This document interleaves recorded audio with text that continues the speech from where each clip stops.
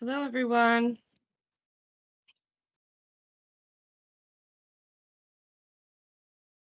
Hi, Cassie. Hi, Cassie. Happy Thursday of week 14. We're almost done with this semester, guys. If anybody's like me, they're a little stressed out. It's 1 o'clock, so we'll go ahead and get started.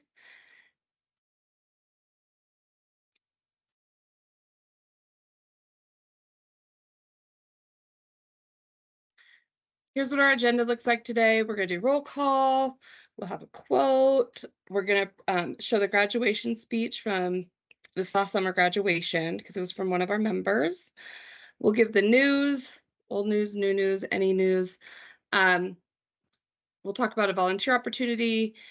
Mary will talk about the mid-year conference that she got to attend. We'll go over when the annual conference is. We'll do our review with the professors for NCLEX, graduation message, and we'll give our next meeting date.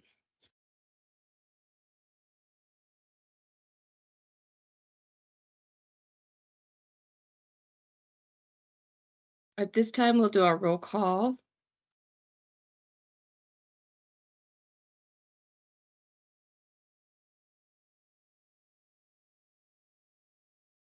Please come off mute one at a time and just let us know your name.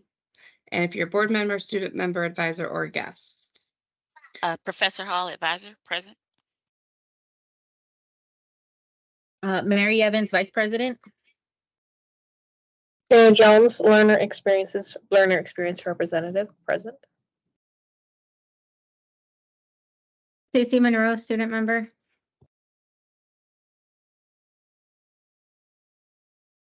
Cassie Brune, president.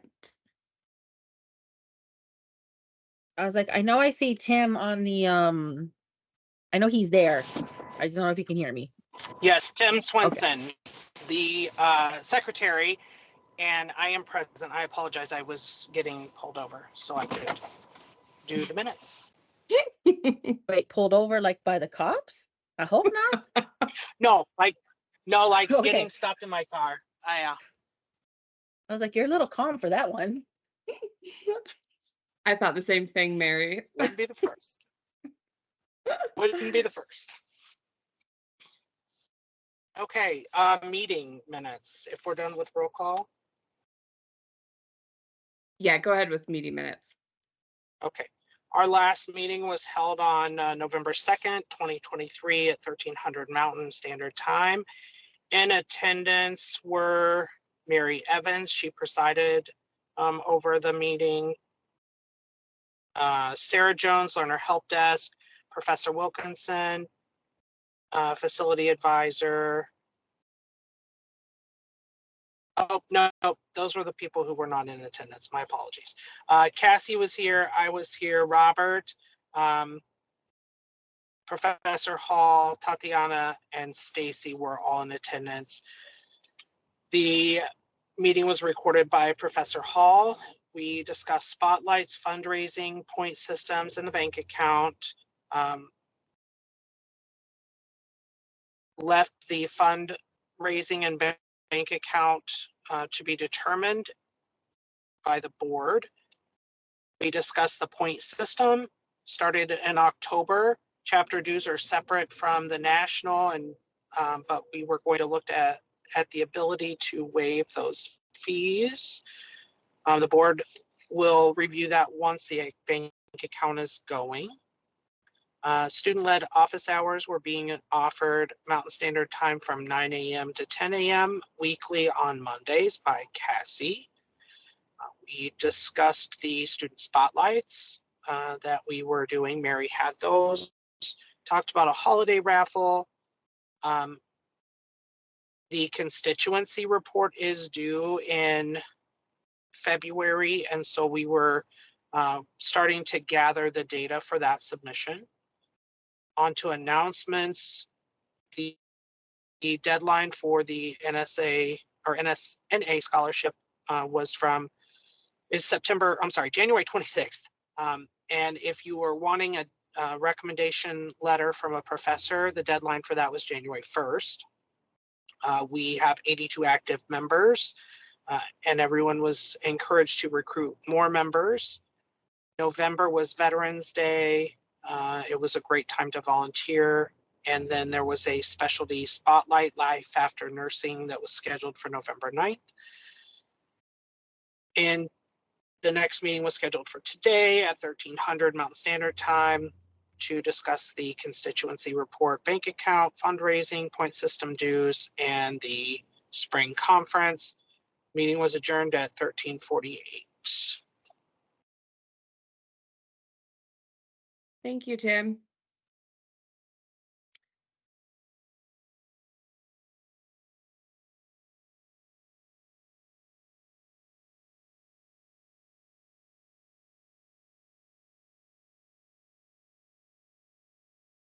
Do we need to get those minutes approved?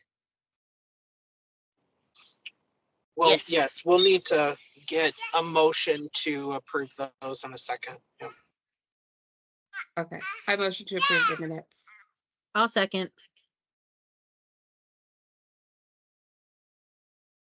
Okay, so the motivational quote of the month is, as a nurse, we have the opportunity to heal the mind, soul, heart, and body of our patients. They may forget your name, but they will never forget how you made them feel. And that was by Maya Angelou. I don't know if I said that right. You good. You got it. And now we're going to go ahead and show the video of Maureen and her speech that she gave. So she was one of our members, and she did get to go to Virginia with us, to Virginia Beach, to the convention. It was the semi-annual, or yeah, with us. So here's a great little speech of motivation for us, I think. Okay, let's see. For summer 2023, the valedictorian is Maureen Stewart. Maureen will now say a few words. Hello, everyone. Esteemed faculty, distinguished guests, and fellow graduates, I am deeply honored and humbled to address you today as the valedictorian of this remarkable nursing class as we approach the brink of a new chapter in our lives. It is a privilege to stand before you all, representing not just my achievements, but the collective effort and hard work of every student of this class. This accomplishment, of course, wouldn't have been without help from God. I therefore stand today with immense gratitude to God, my Father, who has proven to me that it pays to serve him. Super thanks to my wonderful family, who were always there for me, saying, don't give up. And thanks to my superhero study group, whom together we spend sleepless nights on Teams, several days every week. To them all, I accord this honor. Coming into the States 6 years ago from Nigeria, my younger brother said to me, you can do it, get back to school. I was like, it's not possible, brother, because my lifetime in school was actually 17 years ago after my bachelor's in administration and management. My mom, my husband, and a friend named Doris said to me, you can do it, we trust you. Those words jacked me up. Though working full-time night shift as a CNA here in Sacramento, I kept saying to myself, don't give up. Do your best and let God do the rest. Friends, of a truth, it wasn't easy, but today I can boldly say that absolute trust in God, hard work, sleepless nights, support from friends, family, and faculty pays the most. During our time here at Nightingale College, we embarked on a transformative journey that has shaped us into the compassionate and skilled nurses that we are today. I will take a few moments to reflect on what I value the most. One, the unwavering support of our faculty.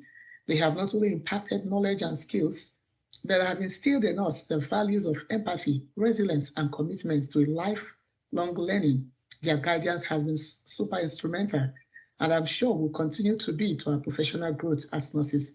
For this, I just want to say to faculty that we deeply appreciate you.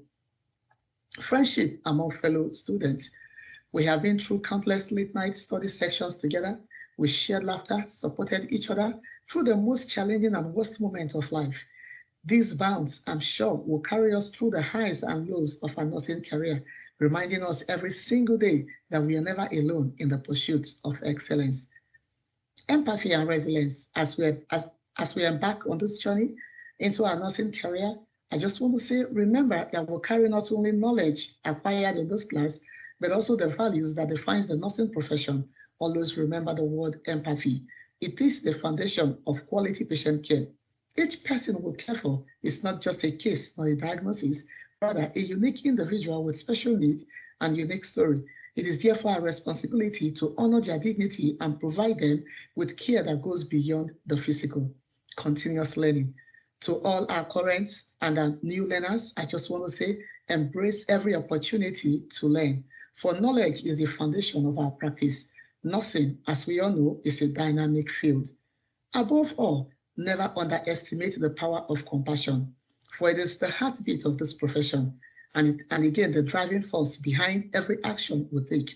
Now listen, a simple smile, a comforting words, even a listening ears can make a whole world of difference to a patient in need.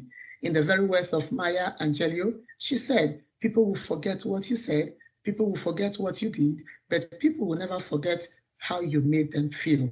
Therefore, I just want to say to you, my fellow graduates, congratulations. To our faculty members, a heartfelt thank. And I want to leave with this last word. As we step into the world of nursing, let us be that advocates, the caregiver, and the healers that our patients deserve. Together, we have the power to make a difference. Remember, it is one patient at a time. Thank you all, and congratulations once more.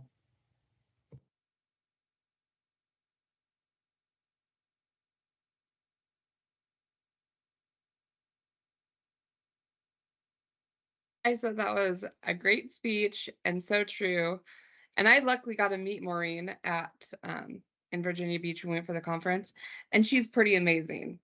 So I'm very proud of her and all the graduates that have ever graduated, obviously. But okay, Mary, we can continue.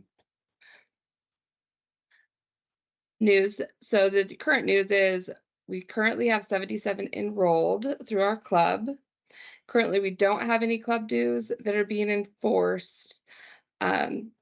To clarify that, we voted in that we would have them starting August, but it's been kind of a challenge to get a bank account to have 2 signers because we are spread so far and wide with our club. So we're still working on that, and we should have an update. Tatiana, I don't think is here. Let's see. We should have an update. I did have a brief conversation with her, so hopefully by next meeting, we should have that update for you.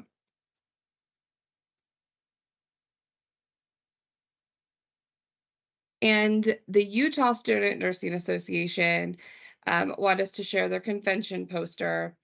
And anybody that's local is welcome to go, and you could go on and register with that QR code. They are great opportunities, and this is just one of many. I know that everybody is throughout the United States. If you look up your local state, there's these, they have these for every state, and everybody is welcome to go because you are a national member, so it automatically makes you a member of the state. Is that right, Mary? It automatically makes you a member of the state, or do you have to sign up separately for some states?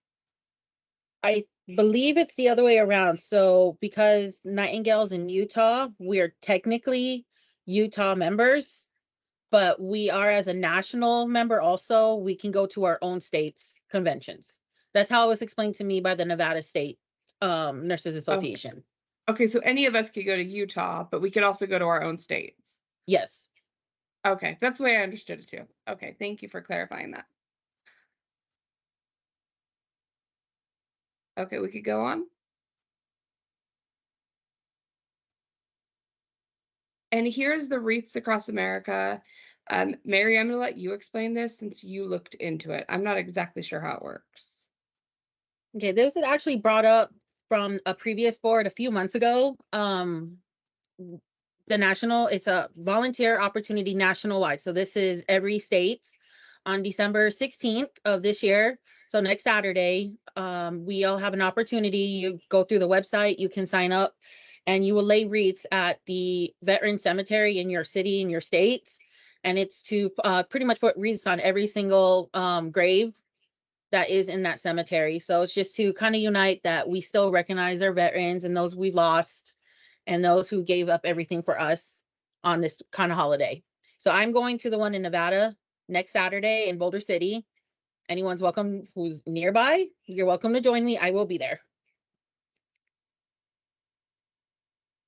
Thank you. And it is a great volunteer opportunity, and that would go for our hours through our club to do some of the volunteer hours, which we are going to give points for. So make sure you're keeping track of those hours when we do start our point system. I love he forgot I had control of this PowerPoint today. Oh.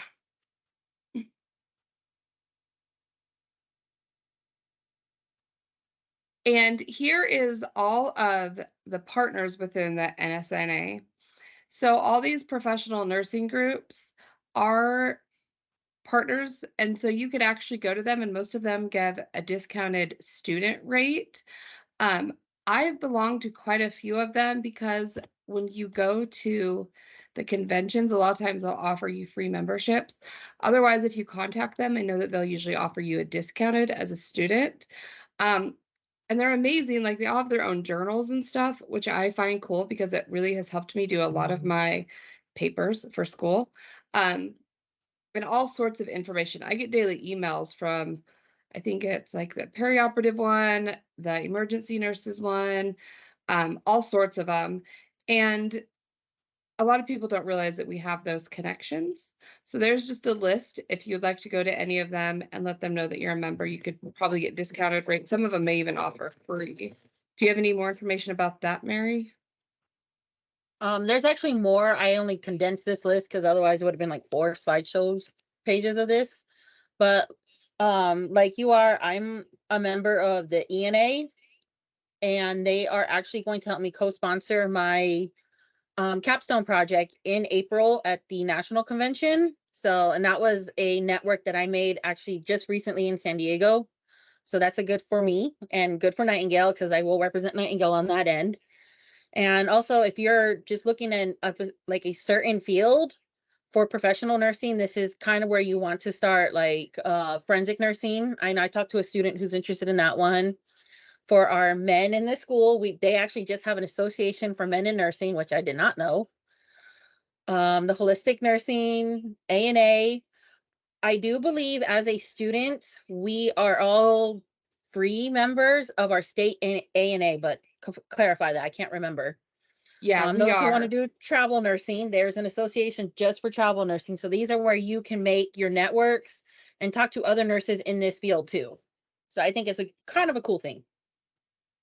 Yeah, and I don't know if it's because we're part of the NSNA, if we're automatically part of the ANA or not, but I do know that we're automatically a part of that one because the NSNA is the junior club, if you will, to the NSNA.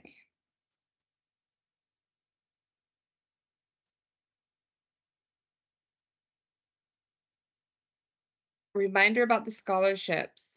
So the FNSNA is part of the NSNA, and their scholarships, the deadline is coming up. And if you need a letter of recommendation from the faculty, I think it was decided that they're asking for it to be January 4th to get that letter of recommendation.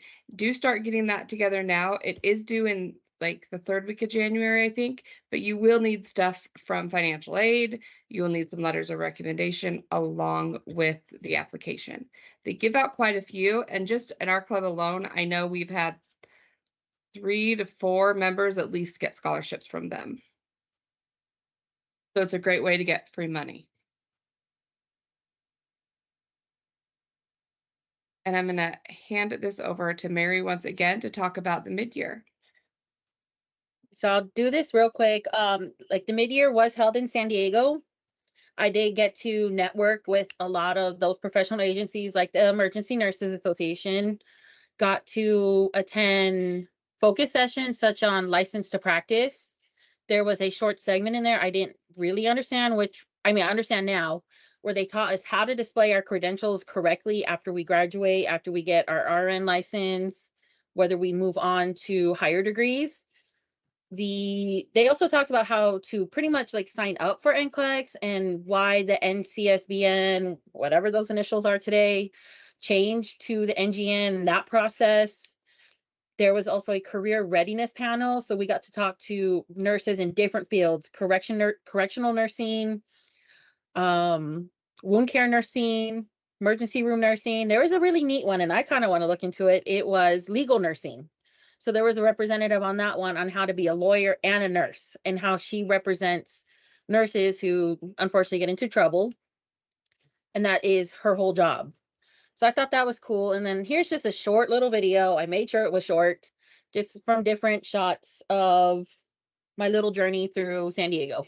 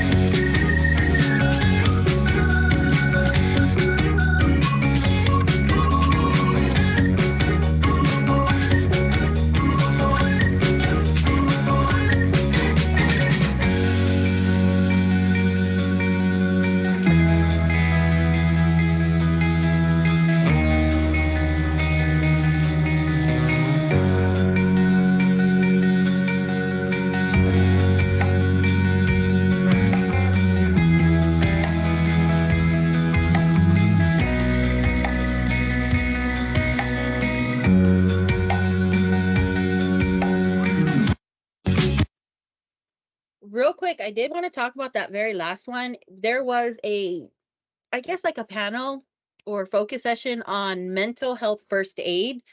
And it was pretty much like they offer a class and they can do them in individual states. How, as nurses, we need to first take care of ourselves. And then also, how do we approach our patients who are in a mental health crisis? So you don't necessarily have to be a psych nurse or anything, but they teach us, the whole course was to teach us how do we talk to patients and how do we help them through that. I will share the link later, but they just started this new like campaign, and they were just showing how individual people who went through drug rehab, depression, and how they felt from professionals and other people when they were going through these crises and how they felt out of that circumstance from it. So I'll share those links later, but I thought it was pretty cool.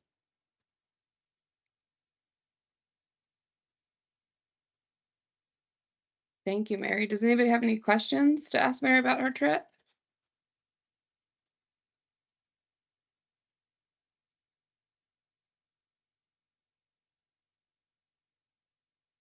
Okay, Mary, next slide.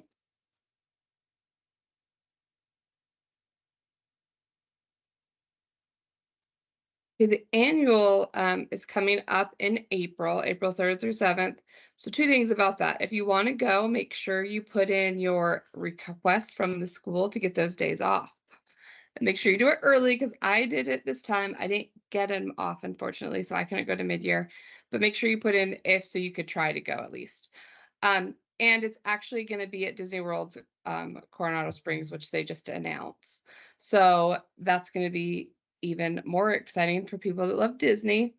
And more information will be sent out over the next few months. They continuously add and add and add to the agenda. So if you are thinking about it, my plan is to go as long as I get the days off from any of my DFCs. And I would love to see if anybody else is interested in going. I think Mary is planning on going as well. I don't know if the professors are going to go, but they got to go last year to Tennessee. So we got to meet the professors, which was super fun for me. And we had another student join us also last year at annual. So that was really fun. So anybody that's interested, reach out to one of the board members and we can start a group for people that are interested. And it looks like Professor Hall said they will be there as well. So that'll be super fun. Before I go to the next slide, just remember Disney World. It's an actual, I double checked it. It's on the Disney World property. So if we can ever get away from the convention, not that I'm saying that out loud, Disney World is there.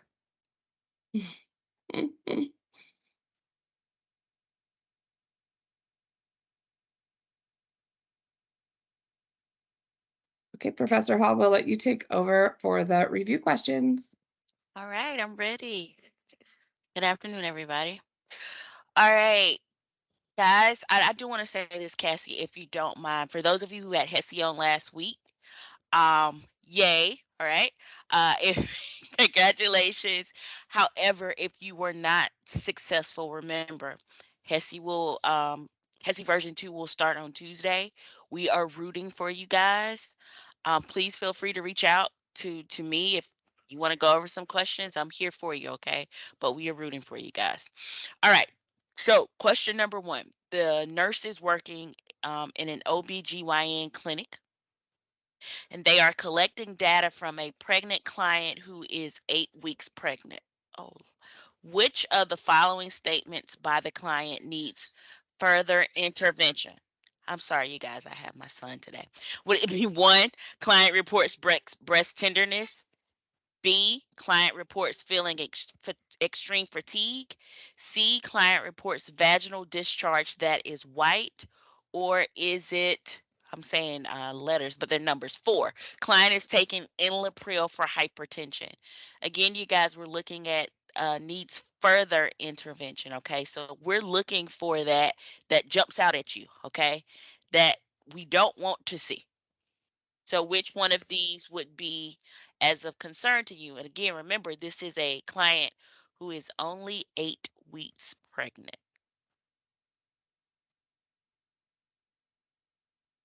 You guys can just put your answers in the chat.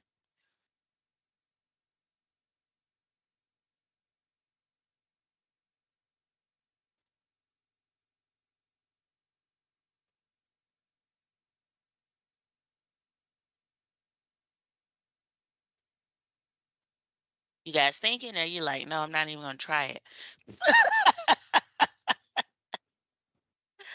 All right, I got 2 answers.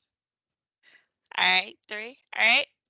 Mary, let's see the answer, the correct answer. It is actually that um of D, you guys. Stacy, don't feel bad. It's not my strong suit either. But what we're working with here, what we're concerned about is the pharmacology here. Okay. Yes, she is pregnant, but apparently she also has hypertension, and we see that enalapril is actually an ACE inhibitor. Always look out for those pril drugs, right? And what we do know with medications is that they can be detrimental to fetuses. So, if someone is pregnant, they do need to have a thorough medication reconciliation done so the physician can prescribe medications that are not harmful to that of the fetus. So, good job, you guys. Next question. All right. 4 clients experience a burn. These are my favorite type of questions. Which client should the nurse be most concerned about getting an infection? All right. Key thing here is most. All right. So is it 1, a client who is 13 years old with a first-degree burn on their leg? Is it 2, a client who has burnt himself in the past? Is it 3, a client with burn areas including the hands and perineum? Or is it 4, a client who has a burn that took place in an open field? Hmm, interesting question. All right, we're looking at the one who is most concerned about getting an infection. So, guys, let's think about what all an infection entails. What are some clinical manifestations? What puts them most at risk for developing? Again, a client who has a client who is 13 years old with first degree burn on their leg, a client who has burned himself in the past, 3, a client with burn areas including the hands and perineum, or is it 4, a client who had a burn that took place in the open field? Mary, let's give it a spin. What is our correct answer here? Yes, you guys got it. A client with burn areas including the hands and perineums. Okay, guys, what we are looking at here are areas on the body. Obviously, when we talk about that are more prone to infection. So when we talk about burns, it's taking a big hit against our largest defense mechanism, right? So once that has been broken, germs are like, whoo, I'm in there, okay? And they can just go crazy. And we don't want that to happen with that of our burn patients. So as you can see here, those open areas of the body, ears, perineum, mouth, are more prone to infection because bacteria can enter, easily enter. Okay, so good job with that. All right. The nurse is providing education to a client on bed rest about ways to prevent pressure injuries. All right. Where statement made by the client indicates that teaching has been effective. Is it one, I will massage bony prominences frequently? Two, I will be repositioned every 6 hours. Three, I will apply moisture barrier cream to dry skin. Or is it four, I will use a donut type device to take the pressure off? All right, so we're talking about bed rest here and preventing that of pressure injuries. All right, we know that that can be a major problem because what's happening on bed rest? The patient is not moving. All right, so we see that decrease in that of circulation. So we're trying to help them out. All right, they've been put on that bed rest. Bed rest. How can we make sure that they are okay?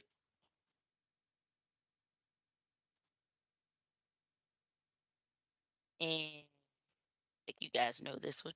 Mary, go to the next. The answer. That moisture barrier cream, guys. Um, that is going to be our friend. Okay, put an emollient or some form of cream there. It helps create that barrier, to help in hydration of the skin so it won't tear. Remember, because if they're just sitting, we see blood just start to pool, and then we have issues, guys. First thing that pops up, we see that stage one, and it can progress all the way to that of stage four. So just making sure that they put on that cream, and you guys are doing it too. Okay. Next question. All right. The nurse is caring for a client admitted for a recent myocardial infarction 18 hours ago. Which findings should be reported to the healthcare provider? Is it one, the CNA tells you they have a temperature of 100.4 degrees Fahrenheit? Two, the client reports nausea and vomiting. Three, you hear a new S3 heart sound during your assessment? Or is it four, premature ventricular contractions occasionally seen on the EKG strip? So, guys, we got a patient that is recently been diagnosed, unfortunately, with that of a heart attack. We're looking for what stands out most. You've done your assessment, and we need to let the doctor know ASAP, okay? So, which one of these things would cause the most concern to you?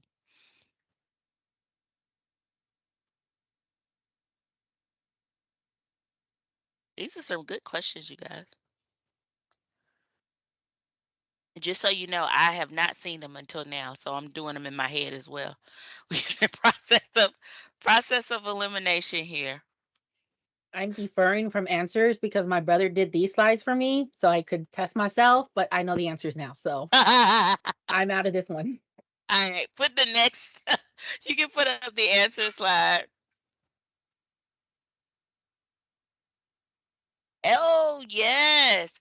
You hear new S3 sounds, you guys. So ultimately, what we see happening here is that that additional sound could indicate some type of congestion, right?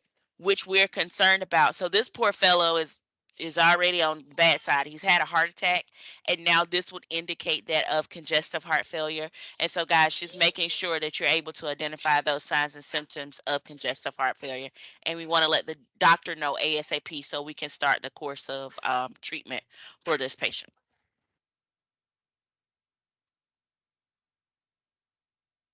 All right, question number 5. The nurse is caring for a child who has CHF, and they will be discharged home. And the nurse provides instructions to the parents regarding administration of DIDGE. You love good old DIDGE. Which statement by the mother indicates a need for further teaching? Is it one, I will not mix the medication with food? Two, I will check my child's blood pressure. I'm sorry, guys, for the noise in the back. Giving the medication. Three, if my child vomits after I give the medication, I will not repeat the dose. Or is it four, I will check the dose of medication with my husband before I give the medication? All right. So for those of you who have not taken, I think it's Farm 2 yet, please familiarize yourself with that of the Digoxin. Okay. It is a cardiac glycoside drug. I need you to know the therapeutic range, and I also need you to know about the Digoxin toxicity. All right. So what are your guys' thoughts on this?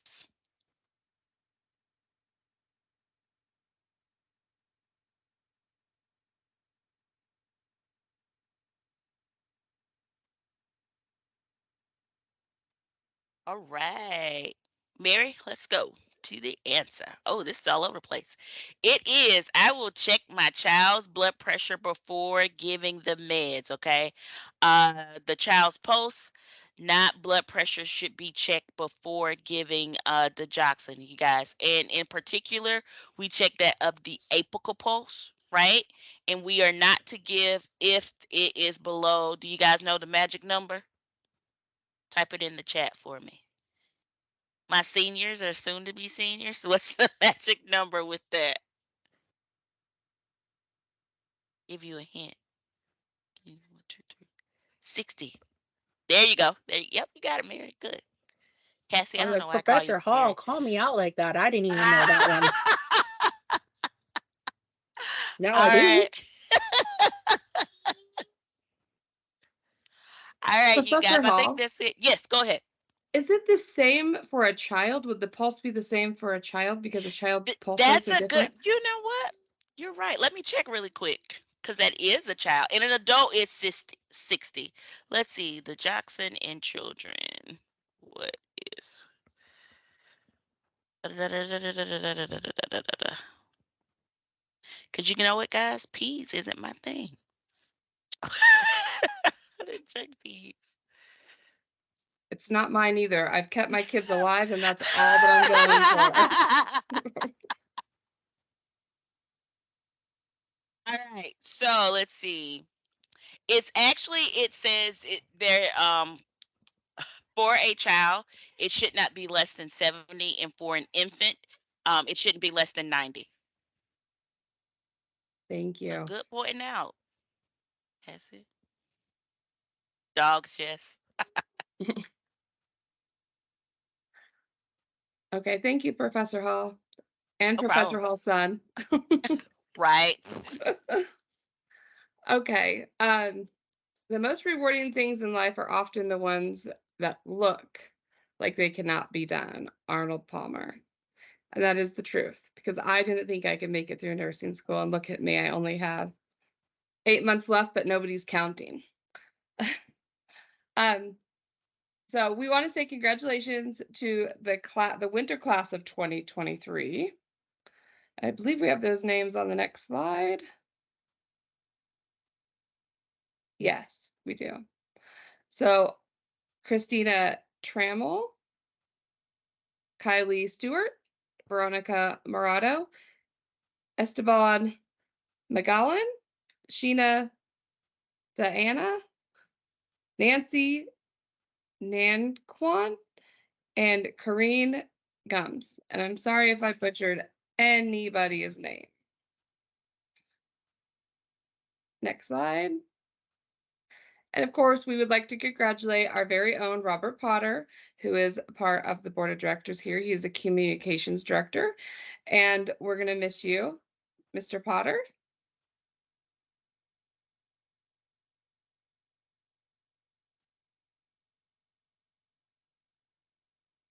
And then we want to wish everybody who celebrates happy holidays. Anybody who doesn't celebrate, we want to say enjoy your time off. Please have a safe and wonderful time. Enjoy your time with your loved ones. Take a break, do some self-care, and just don't think about school if you can. I know it's really difficult because we all are starting to plan for the next semester, and most of us are type A's, so it's very difficult. Seriously, take time away because I need time away, and I'm sure everybody does. Our next meeting is January 4th, which, yes, that's during break, so we understand if you can make it, you can. If you can't, you can't. It's really just about trying to keep our schedule the same so that we don't have to try to change it in teams and tell everybody. So it'll probably be a brief meeting. Like I said, if you can come, come. If not, just enjoy your break. That's fine. And it'll be at the usual time at 1 p.m. Anybody have any questions or have anything they want to say? I do, Mary, if you don't mind. Just wanted to just back up what Cassie said. Guys, you're almost at the end. Take this time to really enjoy yourself, spend times with your families. Or I always tell people, if your family get on your nerves, okay, take some time for yourself. But for those of you that celebrate the holiday, I do want to say happy holidays. And for those that do not, take this time to just get rejuvenated. And let's go full swing starting in January. We appreciate you guys. Again, if you're taking HESI version 2, my thoughts are with you. Please feel free to reach out if you want to review. But you guys take care, and we'll see you next year. And if you just Bye, need to cry everyone. because you're taking HESI version 2, you can reach out to me. I'll listen. I understand.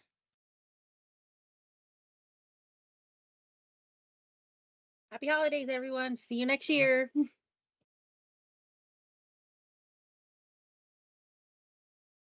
So, the meeting's adjourned at 1:44.